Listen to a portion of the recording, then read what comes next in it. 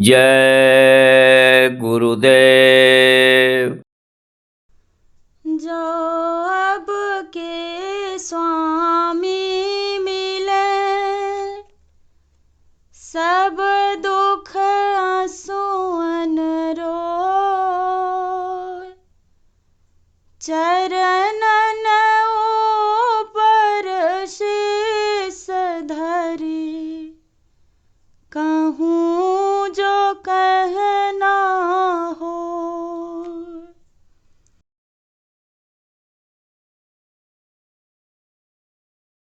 नर्तन में सतगुरु से सूरत अर्ज कर रही है। नर्तन में सतगुरु से सूरत अर्ज कर रही है। अब तो बचा लो स्वामी, दासी ये बह रही है। अब तो बचा लो स्वामी, दासी ये बह रही है। सौभाग्य से कभी यह नर्तन से मिला था। सौभाग्य से कभी यह नर्तन से मिला था। पर गुरु नहीं मिले तो अब तक भरम रही है। पर गुरु नहीं मिले तो अब तक भरम रही है। अब तो बचा लो स्वामी, दासी ये बह रही है। अब तो बचा लो स्वामी, दासी ये बह रही है। नरकों में दुख उठाए, यम जूतियाँ भी खाए। नरकों में दुख उठाए, यम जूतियाँ भी खाई। 84 योनियों में जी जी के मर रही हैं। 84 योनियों में जी जी के मर रही है। सौभाग्य से इसे फिर नर्तन मिला है अब की। सौभाग्य से इसे फिर नर्तन मिला है अब की। व्यर्थ खो न जाए, इससे सहम रही है। व्यर्थ खो न जाए, इससे सहम रही है। अब तो बचा लो स्वामी, दासी ये बह रही है। अब तो बचा लो स्वामी, दासी ये बह रही है। हे दीन बंधु सतगुरु, दाता दयालु स्वामी। हे दीन बंधु सतगुरु, दाता दयालु स्वामी। सूरत बूंद यह तुम्हारी, चरणों पे रो रही है। सूरत बूंद यह तुम्हारी, चरणों पे रो रही है। अब तो बचा लो स्वामी, दासी ये बह रही है। अब तो बचा लो स्वामी, दासी ये बह रही है। अपना बना के स्वामी, अब रख लो शरण में। अपना बना के स्वामी, अब रख लो शरण में। जाकर कहाँ छिपूं मैं, दावाग्नि दह रही है। जाकर कहाँ छिपूं मैं, दावाग्नि दह रही है। अब तो बचा लो स्वामी, दासी ये बह रही है। अब तो बचा लो स्वामी, दासी ये बह रही है। वह मार्ग चाहती है जो शांति सर्वदा दे। वह मार्ग चाहती है जो शांति सर्वदा दे।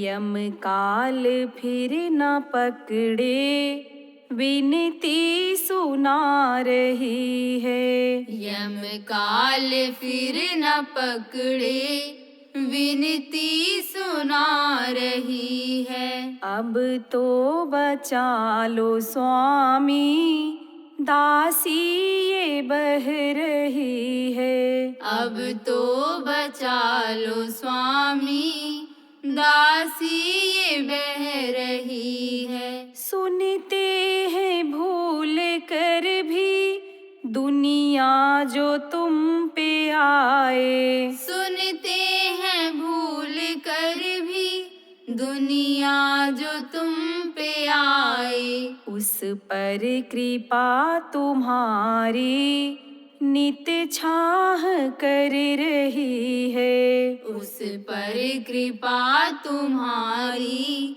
नित छाह कर रही है। अब तो बचा लो स्वामी, दासी ये बह रही है। अब तो बचा लो स्वामी, दासी ये बह रही है।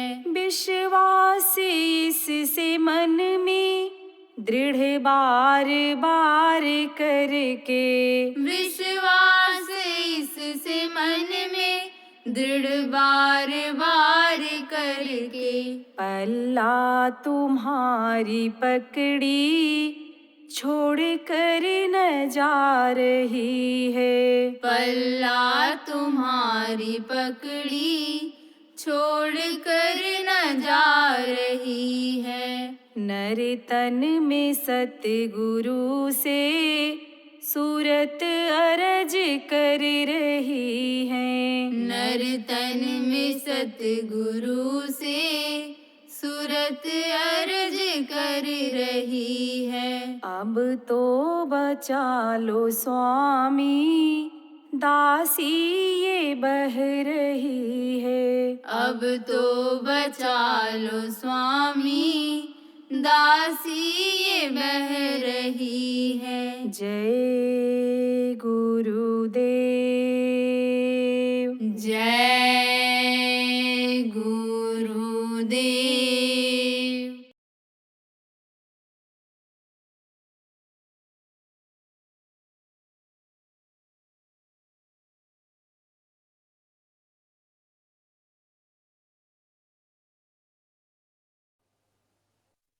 बहुत बड़ी दया कृपा मेहरबानी हमारे गुरु महाराज की है, उस प्रभु की है, परम पिता की है, उनकी भी है जिन्होंने शरीर दिया है, रचना किया है इधर का, जिनको काल भगवान कहते हैं। अगर वही कर्मों के जखीरे को, कर्मों के भंडार को ला देते और उन्हीं के नुमाइंदे ये जिनके हाथ में मन चित्त और बुद्धि है, वही अगर चाबियां देते तो आपका मन ही नहीं कहता यहाँ आने के लिए, चित्त से सोच ही नहीं पाते हो कि हमको जाना जरूरी है, बुद्धि काम ही न करती आपकी। लेकिन उनकी भी दया हुई, उन्होंने भी डोरी नहीं खींची, उन्होंने भी डोरी ढीली रखी और आपके चित्त को ठीक से चिंतन करने दिया कि भाई जाएंगे यहाँ तो हमको कुछ सुनने को मिलेगा, समझने को मिलेगा, हम वहाँ बैठकर भजन करेंगे तो हमको फायदा होगा, हमारी बीमारी तकलीफ टेंशन जाएगा। तो उनकी भी कृपा है, उनकी भी दया है। तो सबकी दया हुई जब, तब ये अवसर हमको आपको मिला। हमारे ऊपर भी दया हुई सबकी, तब हमको सुनाने लायक हैं। नहीं हम ही बीमार हो जाते, हम ही को तकलीफ हो जाती, तो हम ही ना आ पाते, तो हमारे और आपके ऊपर सबकी कृपा हुई। और सबकी कृपा किसकी वजह से हुई? सबको हम लोग, आप लोग कहाँ तक याद रख सकते हो? बहुत सी शक्तियाँ ऐसी हैं जो इन कामों में, अच्छे और बुरे में मदद करती हैं। बुरे काम में भी मदद करने वाली आसुरी शक्तियाँ हैं, और दैवी शक्तियाँ जो हैं वो अच्छे काम में भी मदद कर देती हैं। लेकिन जब उनकी मदद होती है, उनकी कृपा होती है, किसकी कृपा होती है? गुरु की कृपा होती है।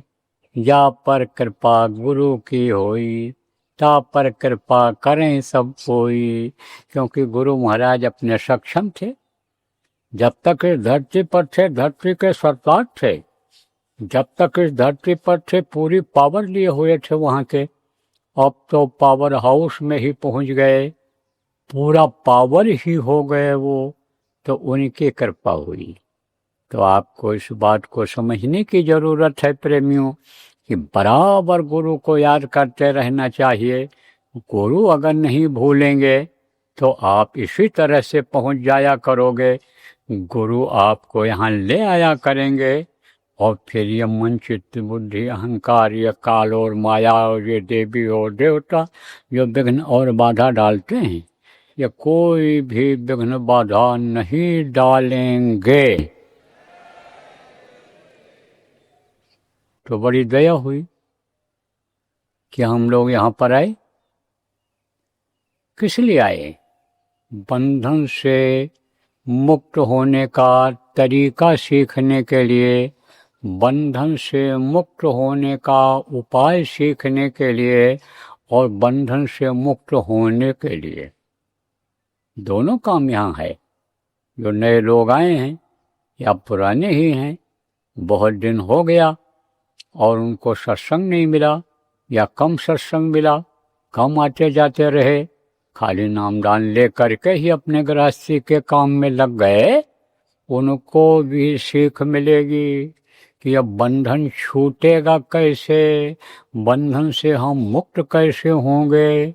ये गांठ में जो जीवात्मा बंधी हुई है, ये गांठ खुलेगी कैसे, रक्षा होगी कैसे, बंधन से कैसे रक्षा होगी, यह सीखने को मिलेगा। और जिनको सीख हो गई है, जिनको मालूम हो गया है कि इस तरह से बंधन छूटेगा, इस तरह से जाल में जो हम फंसे हैं निकल पाएंगे, वो अभ्यास करेंगे, कोशिश करेंगे निकलने के लिए। कैसे कोशिश करेंगे? कि जैसे किसी को जाल में बंद कर दिया जाए, अब वो निकल ना पावे, और कोई उपाय बता दे कि भाई इस तरह से तुम निकलोगे तो निकल जाओगे, तो उसी तरह से निकलने की कोशिश करें। ऐसे ही जो ये उपाय बता दिया गया कि बंधन इससे कटेगा। किससे कटेगा? सुमिरन से कटेगा, ध्यान से कटेगा, भजन से कटेगा, साधना में बैठने से कटेगा, साधना शिविर लगाने से कटेगा, साधना में बैठाने से कटेगा, सेवा करने से कटेगा, इससे कटेगा, सेवा भजन से कटेगा। अब वो सेवा में भी लगे हुए हैं और भजन भी कर रहे हैं, उनको हर तरह से यानी समझो बंधन से मुक्त होने का यानी उपाय हो रहा है, कर रहे हैं, और उपाय हो रहा है उससे बंधन से मुक्त होने का। तो बंधन से मुक्त होने के लिए, जानने के लिए, सीखने के लिए और होने के लिए आप यहाँ पर आए हो। तो कल आपको बताया था कि बंधे तुम गाढ़े बंधनान, गाढ़े बंधन में बंधे पड़े हुए। धन पुत्र परिवार मान प्रतिष्ठा वैभव का बंधन तो है ही है, लेकिन जीवात्मा का बंधन है, ये जीवात्मा बंधी हुई है। तो आपको बताया था कि मोटे रस्से में जैसे किसी को बांध दिया जाए तो वो भी बंधन है, और पतले रस्सी में बांधा जाए, धागा में बांधा जाए तो वो भी बंधन है। बंधन है, चाहे सोने की हथकड़ी हो तो भी हथकड़ी में बंधे हो, चाहे लोहे की हथकड़ी हो तो वो भी बंधन ही है। तो ऐसे ही आप ये समझो बंधे हुए हो। किस में बंधे हुए हो? पाप और पुण्य में बंधे हुए हो। पाप और पुण्य, पाप किसको कहते हैं? जैसे किसी को मारा, किसी को सताया, किसी को जीव को मार डाला, अब आप ये समझो वो है पाप। किसी का छीन लिया, छीन के खा लिया, किसी को धोखा दे दिया, बेईमानी कर लिया, झूठ बोले चोरी कर लिया, तो वो है पाप। और किसी को दे दिया, खिला दिया, किसी की मदद कर दिया, किसी भी तरह से मदद कर दिया, तो वो है पुण्य। तो पाप और पुण्य यह भी एक बंधन है। क्यों? क्योंकि इसका फल भोगना पड़ता है। अच्छा करो तो अच्छे का फल कहते हैं मिलेगा, और खराब करो तो खराब का फल मिलेगा। तो दोनों का फल भोगना पड़ता है। तो फल भोगने में ही अब मन लग जाता है। और अच्छे कर्म जब आपके बने पिछले जन्म में, तब फिर इस मनुष्य शरीर में उसको भोगने के लिए आना पड़ा।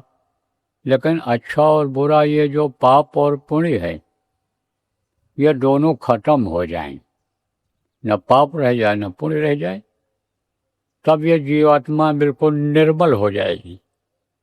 निकोल जिसको कहते हैं, निकोल हो जाएगी। तब इसको जाने में कहीं दिक्कत नहीं रहेगी। अब चाहे आप रुपया की गठरी लिए रहो और चाहे आप कूड़ा करकट की गठरी लिए रहो, लेकिन वजन तो रहेगा। अरे कोई भी बैग में आप सोना भर लो तो वजन रहेगा, और आप मिट्टी भर लो तो भी वजन रहेगा। गंदगी, लेट्रिन और गंदी चीज़ें उसको भर लो तो वजन तो रहेगा। तो जब पाप पुण्य दोनों नाश है, तब पावे मम प्रवास है। अब आप पाप और पुण्य बन कैसे जाता है, और यह बना कैसे, पुण्य और पाप कैसे बना, और यह खत्म कैसे होता है, और यह हमला कैसे करते हैं, इसको बताने के लिए थोड़ा सा मैं आपको ये बताना चाहूँगा कि भाई ये दुनिया बनी कैसे, मनुष्य कैसे बना, जानवर कैसे बने, किसने बनाया इसको, इसको थोड़े ही समय में आपको बताऊंगा। तभी जो आप बुद्धिजीवी हो, बुद्धिजीवी किसको कहते हैं? पढ़े लिखे लोग हो, दिल दिमाग वाले लोग हो, पैसे कौड़ी वाले लोग हो, तभी आपको विश्वास होगा। और अगर आप समझोगे नहीं इन चीज़ों को, तो भूल और भ्रम में पड़े रहोगे। ये कहोगे भाई जो मैं कर रहा हूँ वही ठीक है, उसी से हमारा धन बढ़ा, उसी से हमारा सम्मान इज्जत बढ़ी हुई है, उसी से हमको खाने रहने की व्यवस्था हो रही है, तो हम तो वही करते रहेंगे। लेकिन ये बात आप समझ लो धनी मानी लोग, कि धन अगर ये बढ़ता है तो मेहनत के कमाई से इस समय नहीं बढ़ पा रहा है। इधर उधर से झूठ बोल करके उठा पटकी किसको कहते हैं? जैसे टैक्स चुरा लिया, जीएसटी नहीं दिया, जैसे आप ये समझो कि हड़प कर लिया, चाहे सरकारी माल हो चाहे प्राइवेट माल हो, और उसको ज़मीन जायदाद को ले लिया, धोखा दे दिया, बेच लिया, तो उसमें मुनाफा हो गया। एक एक ज़मीन को दो दो तीन तीन आदमियों से बेच देते हैं, एडवांस ले लेते 10-10, 5-5 लाख रुपया, फंसे रहते हैं 4-6 आदमी, 10 आदमी, 10 आदमी को फंसा लिया, 10-10 लाख रुपया ले लिया किसी ज़मीन के ऊपर, तो 1 करोड़ रुपया हो गया कि नहीं हो गया? तो कहोगे भाई हमारा तो इसी से फायदा हो रहा है। लेकिन यह कभी का पुण्य था आपका, कि जिससे यह मनुष्य शरीर मिला, और यह धन दौलत आपका मिल रहा है, आपका सम्मान बढ़ रहा है, आप ऊंचे घरों में, धनी मानी के घरों में जन्म लिए हो। लेकिन जैसे वो खत्म होगा तैसे सड़कों पर आ जाओगे। यही कारण है, देखो करोड़ों अरबों रुपया लोग छुपा करके, चोरी करके सरकार से रखते हैं, और सरकार को शंका हो गई और छापा पड़वा दिया तो वो सब चला जाता है। ऐसे ही तिजोरी में रखते हैं सेंट लोग रुपया रात को गिन करके। अब टैक्स वालों का, इनकम टैक्स, सेल टैक्स वालों का, इनका छापा पड़ गया तो उसको सील कर देते हैं। आदमी तो सोचता है जेब में रुपया किस लिए रखूं, तिजोरी में रख दूं सुरक्षित रहेगा।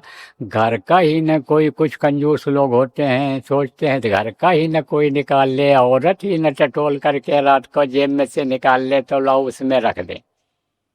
अब वो 2 रुपया भी नहीं रह गया सुबह कि चाय भी पी लें, तो कंगाल हो गए कि नहीं हो गए? कंगाल हो गए।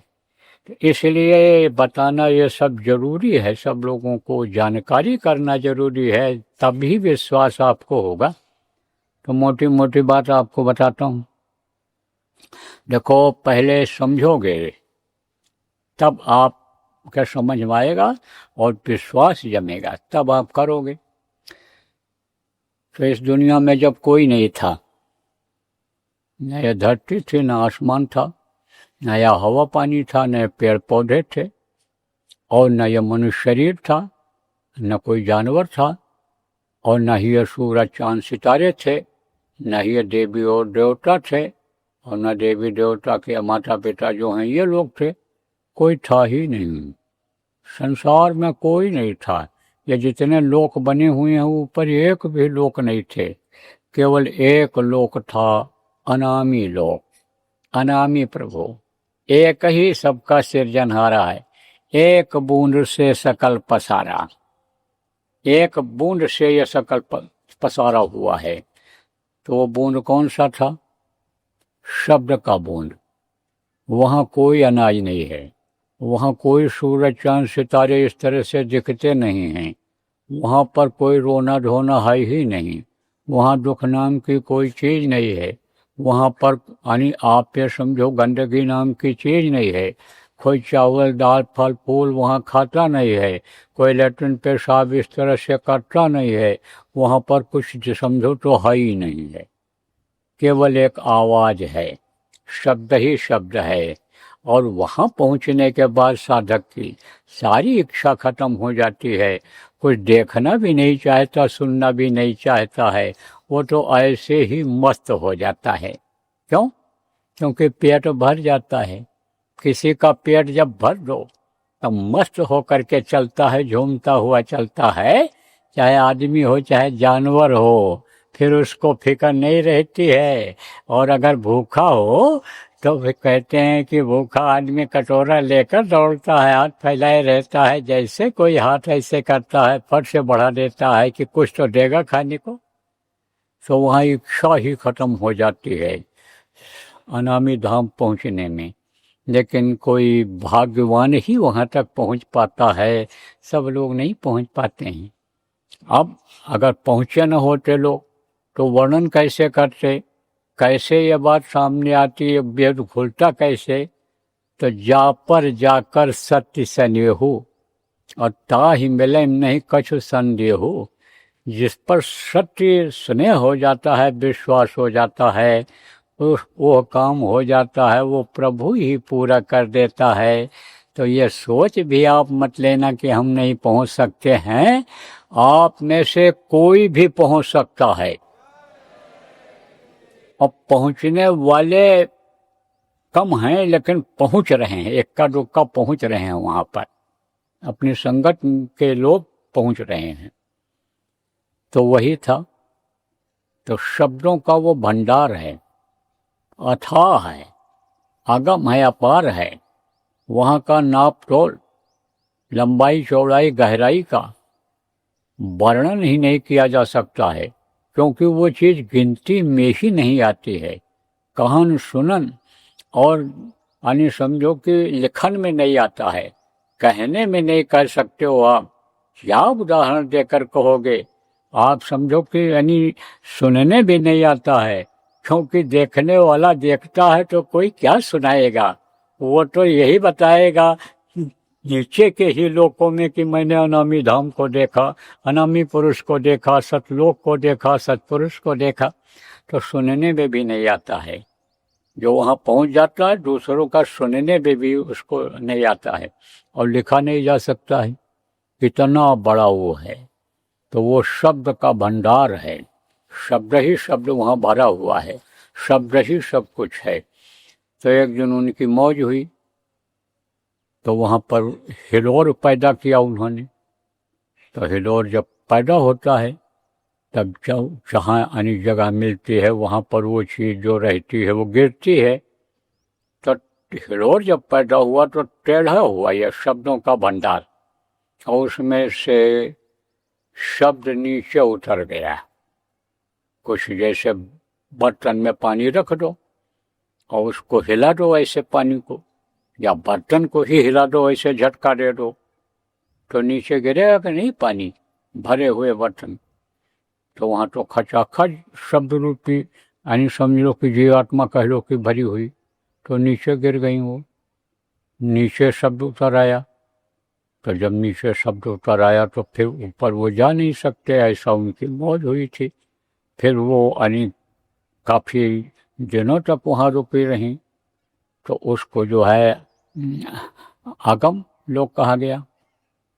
वहाँ उसका नाम अगम लोक पड़ गया, और अगम लोक के उन शब्दों में से ही एक शब्द ताकतवर जो उसका मालिक बन गया।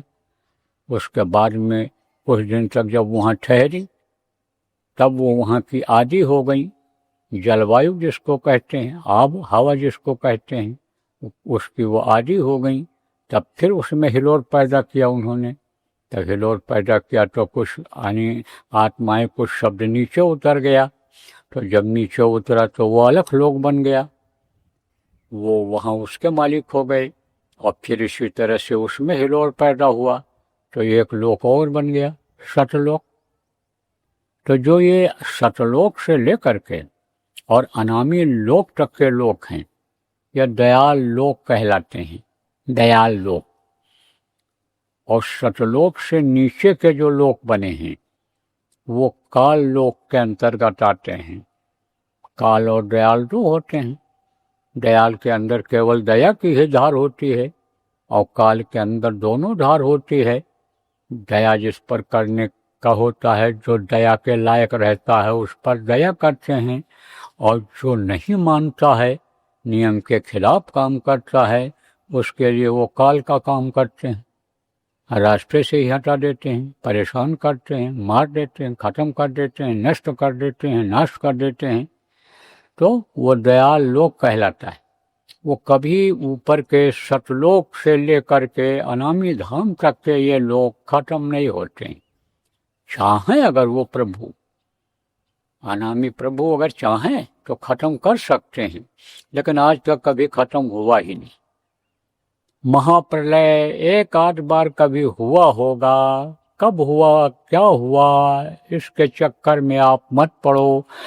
तो उसमें तो ये सब खत्म हो जाते हैं। ये सूर्यलोक, चंद्रलोक, देवलोक, आप ये समझो अंडपिंड ब्रह्मांड लोक, ये सब खत्म हो जाते हैं, सब यानी ये खत्म हो जाते हैं। लेकिन आप ये समझो कि यानी ऊपर के लोक नहीं खत्म होते। तो सतलोक में ये जीवात्माएं रहीं बहुत दिन तक। कौन सी? यही जो हमारे आपके अंदर हैं, जो हमारे आपके शरीर को चला रही हैं, बोला रही हैं, खिला रही हैं, उन्हीं के ताकत से जो चल रहा है, यह आत्माएं वहाँ पर रहीं सतलोक में। तब सतपुरुष की मौज हो गई कि हम अब आगे रचना करें। सब उन्हीं के आधार पर हुआ है। देखो, गुरु के पद चिन्हों पर, प्रभु के पद चिन्हों पर जो चलता है, घर में बच्चा जो पिता का पद चिन्ह है, पिता जिस तरह से अच्छा काम करते रहे, अच्छे बने रहे समाज में, नेक बने रहे समाज में, कमाते खाते रहे, दूसरों की मदद करते रहे, धर्म का काम करते रहे, पूजा पाठ करते रहे, उसी का नकल अगर लड़का करे तब तो समझो कि तरक्की कर जाता है, आगे बढ़ जाता है। और करना भी चाहिए उसी तरह का। देखो, जो होनहार लड़के होते हैं, एक दुकान रहती है तो 4 खोल लेते हैं, कारखाना भी लगा लेते हैं, नौकरी में पिता चपरासी लेकिन बेटा अफसर, पिता पुलिस कांस्टेबल, और लड़की वहीं पर DYSP बन के आ गई। और वो पिता सलाम कर रहा है, लड़की हंस रही है कि पिताजी हमको सलाम कर रहे हैं क्योंकि हमारे माताहत हैं। तो अब आप ये समझो कि उनके हिसाब से जो चलता है, आगे बढ़ जाता है, तरक्की कर जाता है। तो इसी तरह से सतपुरुष ने भी सोचा होगा, सोचा उन्होंने कि जैसे उन्होंने इधर की रचना किया है ऐसे हमको भी रचना करनी चाहिए।